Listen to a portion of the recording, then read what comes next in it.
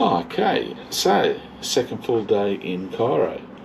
So today went to the pyramids of Giza on the Giza Plateau, the Great Pyramid. Went there, had a good look around. It was really interesting. They say that the hawkers and that tend to, put a lot of pressure on you.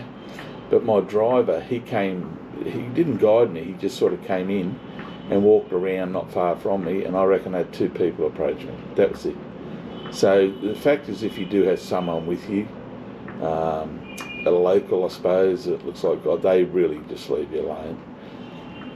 If you're in a massive tour group, I think they sort of leave you alone too. But yeah, so then I took a camel ride from the Queen's Pyramids, sort of around the back of the three big pyramids there for about an hour, and it was with Hassan. It was good. I enjoyed that. I won't do horses or donkeys or nothing like that. I think it's a bit cruel. The camels are built to walk on the sand. They're big animals. They're used to carrying heavy weights and packs, and they're used to walking in the desert and sand. Those horses that are pulling, I saw some horses pulling buggies through the sand with 3 and 4 people on it. It's just terrible. The horses, you could see, were really struggling. But it is what it is here. Funny thing is, here I'm going with my driver, and he just throws the water bottles when he's finished, cups, and he get out the window.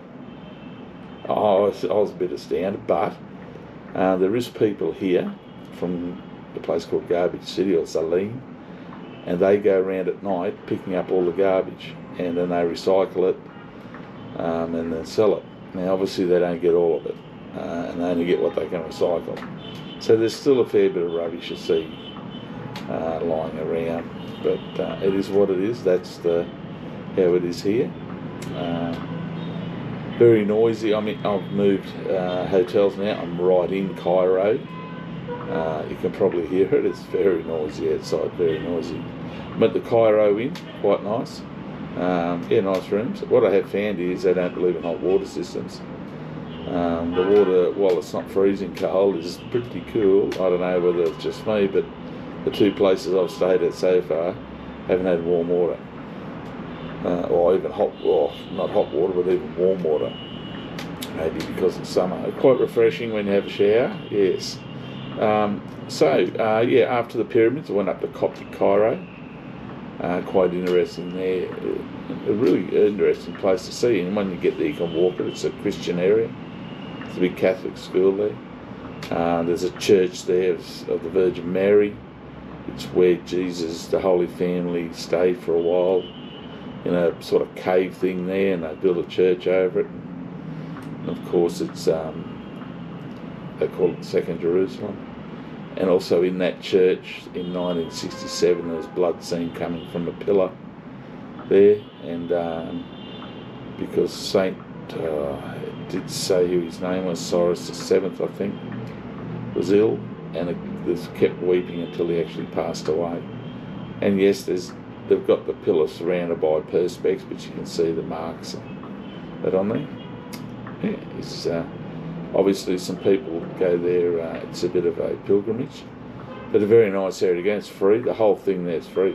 The churches, it doesn't cost you anything to go in there, and they're all in this Coptic area, all one building after the other, and it's sort of in a complex. So it's quite good to go and see. All right, that's it for today. Tomorrow, I went to a nice little restaurant, Falafel, recommended to me by my driver, Amar, and just down the street. Fantastic meal there. Had some kofta, camel kofta. It was okay, tasted all right. Obviously everything's fairly cheap here.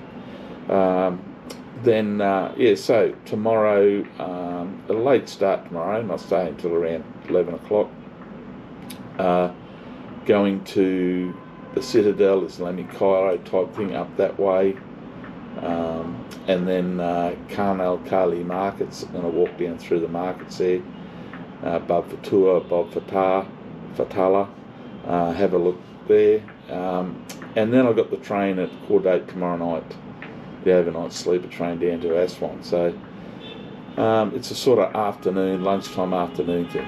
So, yeah, so there we go. Ta.